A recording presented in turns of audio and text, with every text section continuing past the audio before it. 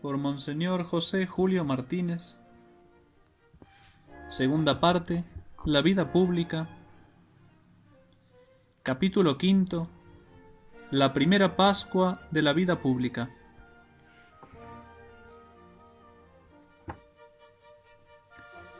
Inmediatamente después del milagro de Caná, acompañado Jesús de su madre, de sus parientes y de sus primeros discípulos, se fue a Cafarnaún, ciudad importantísima entonces, situada al noroeste del lago Tiberíades, es decir, arriba a la izquierda. Esta ciudad será singularmente bendecida por Jesús, que en adelante la considerará como su segunda patria, pues establecerá allí la residencia de sus continuas predicaciones y milagros.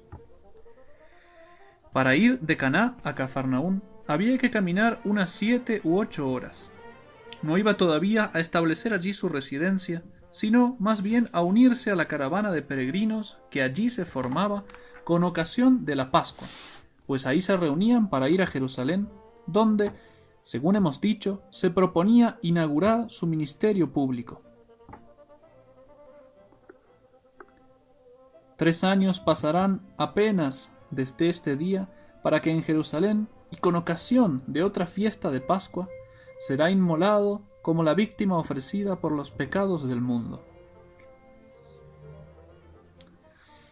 En las visitas hechas al templo en años anteriores, había notado Jesús, con pena, deplorables abusos que se habían introducido en el espacioso patio llamado de los Gentiles, y en las galerías de que estaba cercado.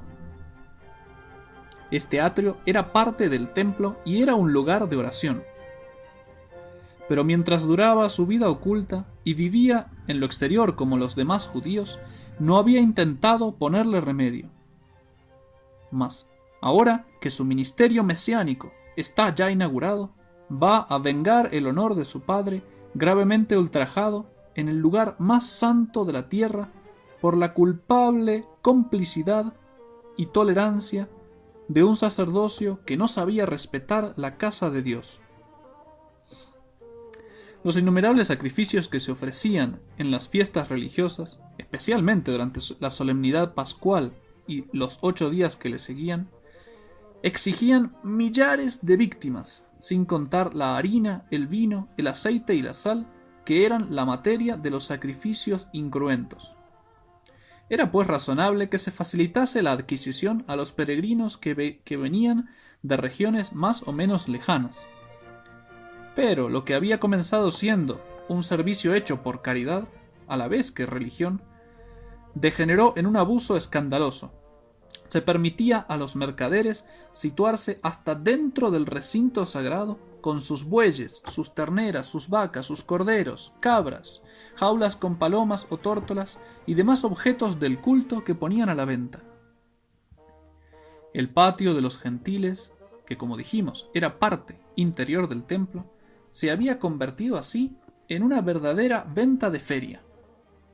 Imaginémonos los ruidosos e interminables altercados que, según la costumbre oriental, se enzarzaban compradores y vendedores, unos subiendo el precio y otros intentando regatearlo, los gritos de los animales, aquel extraño comercio y toda aquella barahunda cerca del santuario, tendremos idea de la escandalosa profanación que se cometía.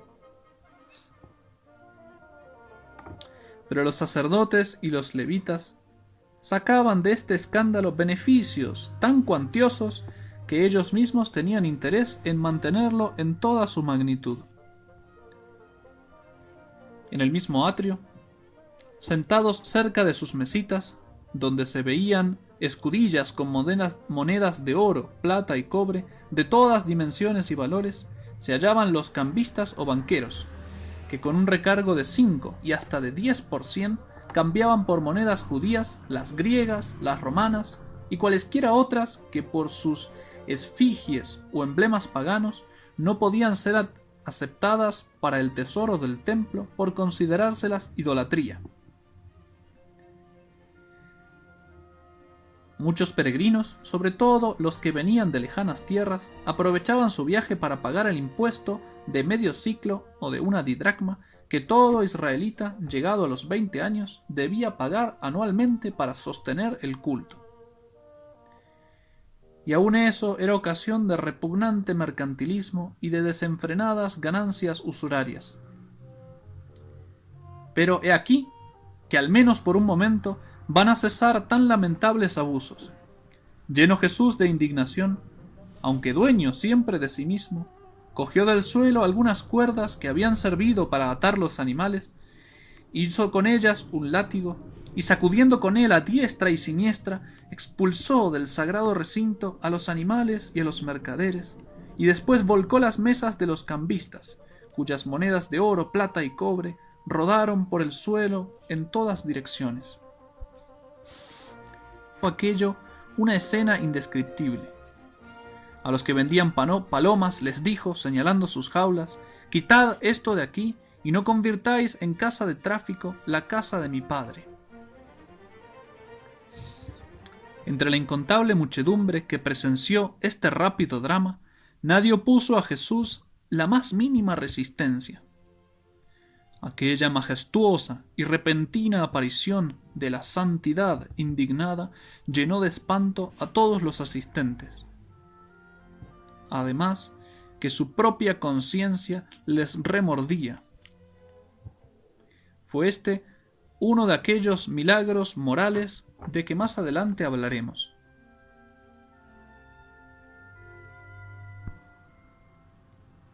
Las autoridades no pudieron disimular su vivo descontento al saber que Jesús se había tomado licencia de ejercer el oficio de reformador en su propia casa, condenando así públicamente su complicidad directa en el asunto. Advertidos al momento, o atraídos por el tumulto que la escena de la expulsión había provocado, preguntaron con aspereza a nuestro Señor: «¿Qué señal nos muestras para justificar esto que estás haciendo?».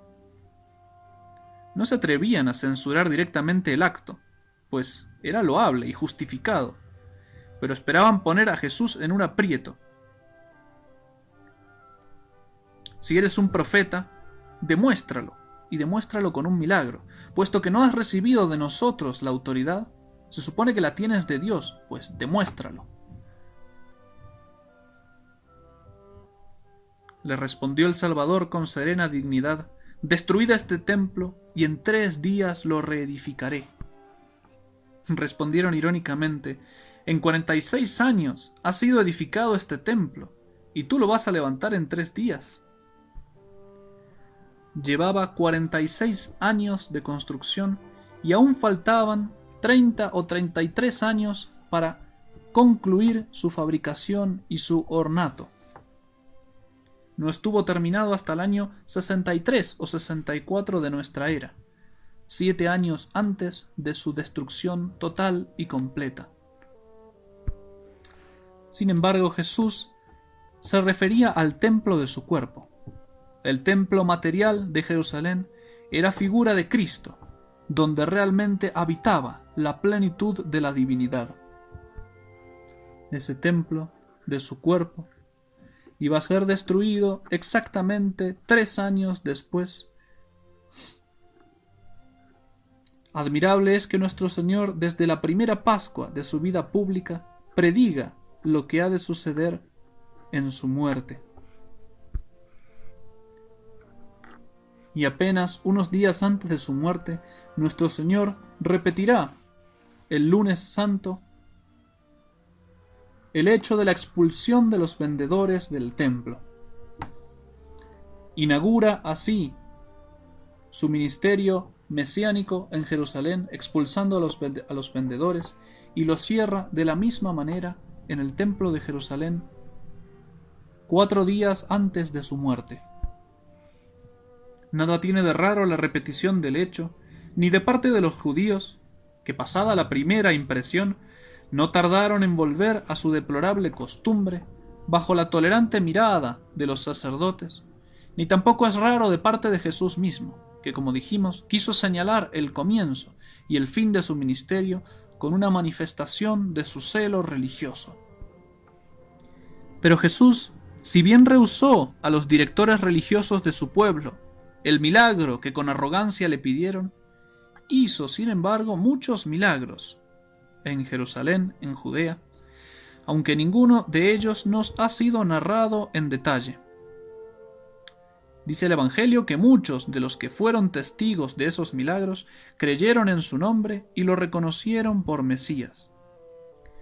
Pero, continúa el narrador, nuestro Señor conocía las disposiciones íntimas de sus nuevos partidarios y veía cuán débil y superficial era su fe. No se forjaba, pues, ilusiones sobre la firmeza de aquella adhesión que pronto se transformaría en frialdad apenas se dieran cuenta de la oposición entre la conducta de Jesús y la idea de Mesías que ellos tenían. Jesús no era ese Mesías. Sin embargo, hubo en Jerusalén una persona a quien Jesús produjo una impresión más seria, más honda. Llevaba el nombre griego de Nicodemo, que era frecuente entonces entre los judíos.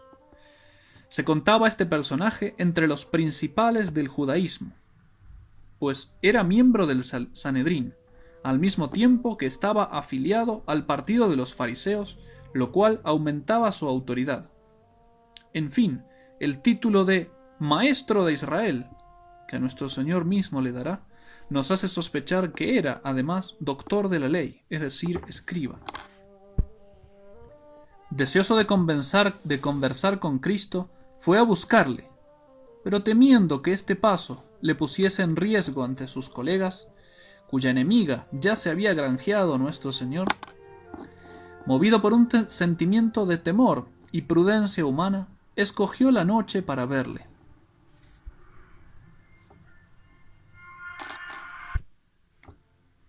Podemos representarnos a los dos interlocutores sentados uno cerca del otro en un modesto diván, en un aposento pobremente amueblado al modo oriental y apenas iluminado por una pequeña lámpara de barro puesta sobre un candelero.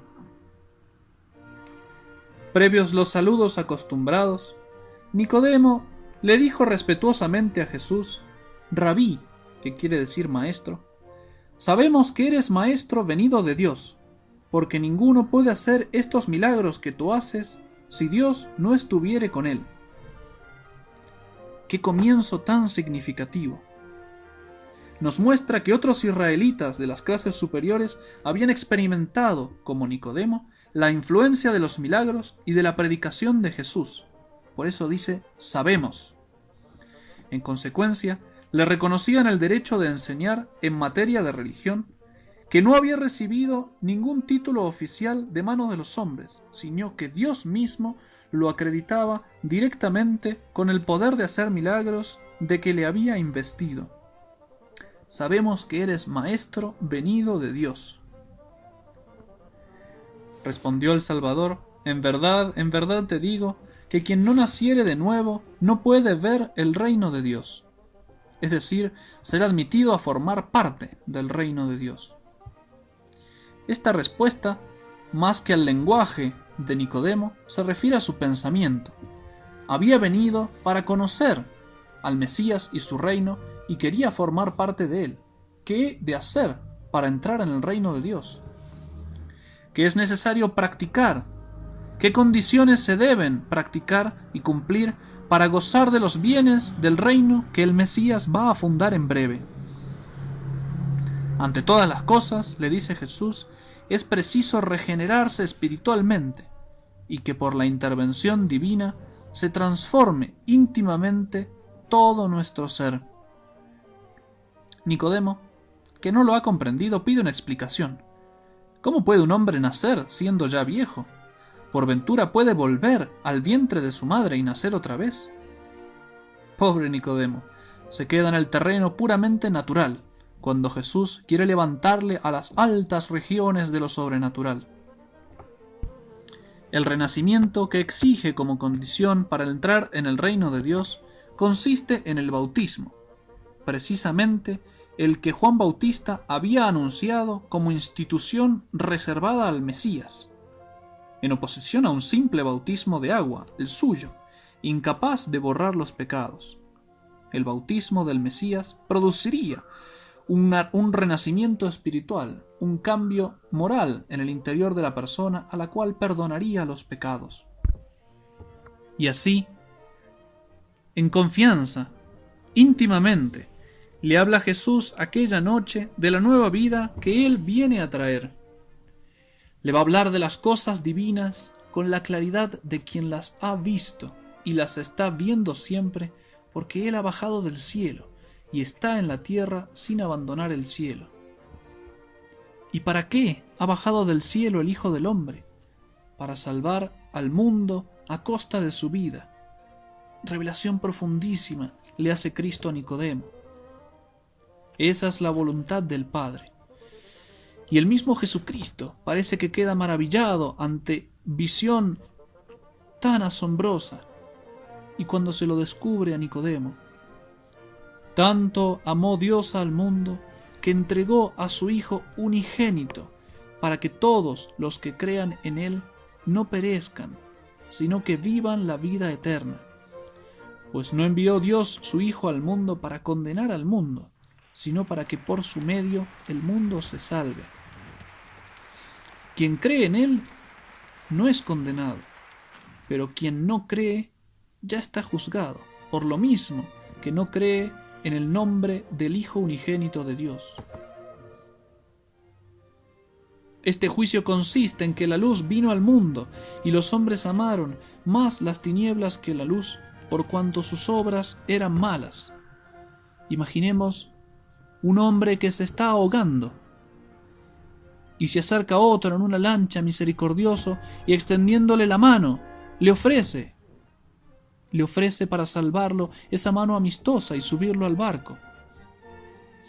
Pues si el hombre que se está ahogando acepta la mano, se salva; si la rechaza, se muere. Para eso vino el Hijo de Dios al mundo, para salvar a los hombres. El que lo acepta se salva como esa mano amiga, y el que no, se ahoga irremediablemente. Aquella noche, la palabra de Jesús, semilla siempre de la verdad, cayó en buena tierra. Nicodemo era un alma noble y agradecida, y llegará un día en que defenderá a Jesús en pleno Sanedrín, y llegará la tarde del Viernes Santo, en que irá valiente a pedir a Pilatos el cadáver del que murió por dar la vida a los hombres. Él mismo le había oído decir a Cristo esta noche: tanto amó Dios al mundo que le entregó su Hijo unigénito. Y llegará un día que también Nicodemo morirá por confesar su fe en Jesús. Sangre por sangre, vida por vida.